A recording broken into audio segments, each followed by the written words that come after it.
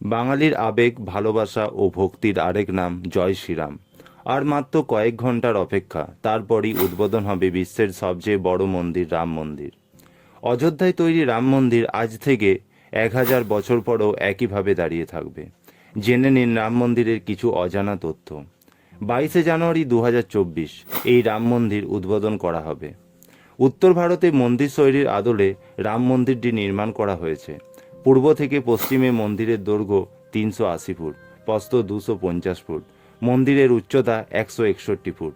অত্যাধুনিক প্রযুক্তিতে অযোধ্যার এই রাম মন্দির ভূমিকম্প নিরোধক, অর্থাৎ ভূমিকম্পেও মন্দিরের ভিত কাঁপবে না। রাম মন্দিরটি 3 তলা বিশিষ্ট। এই মন্দিরের গর্ভগৃহ সহ 9টি দরজা সোনা দিয়ে তৈরি হবে। প্রথম তলায় থাকবে একটি রাম দরবার। মন্দিরটিতে 5টি মণ্ডপ রয়েছে: নৃত্য মণ্ডপ, রং মণ্ডপ, শোভা মণ্ডপ, প্রার্থনা মণ্ডপ, কীর্তন মণ্ডপ। মন্দিরের কোথাও কোনো লোহা বা স্টিল ব্যবহার করা হয়নি, কারণ লোহা 90 থেকে 100 বছরের মধ্যে মরিচা পড়ে নষ্ট হয়ে যায়।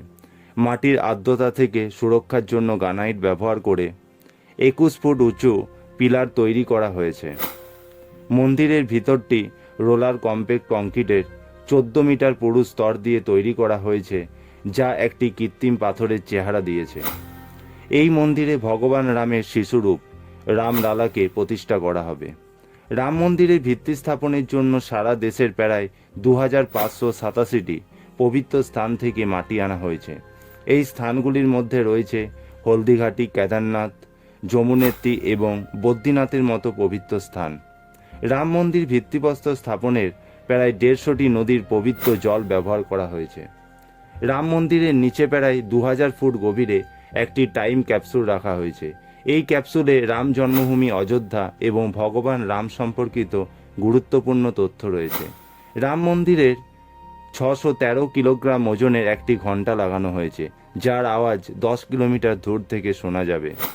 রামলালার পূজার সময় 108 ফিট লম্বা আগরবাতি জ্বালানো হবে, যার ওজন 3500 কেজি, যা একটানা 45 দিন জ্বলবে। জয় শ্রীরাম। কমেন্টে অবশ্যই সবাই জয় শ্রীরাম লিখবেন। আমাদের এভরিডে ইন্সপিরেশনের ইউটিউব চ্যানেলের সাথে যুক্ত থাকুন, অজানা তথ্য জানুন এবং আমাদের জানান। আপনাদের অনুপ্রেরণা আমাদের পথ চলার শক্তি।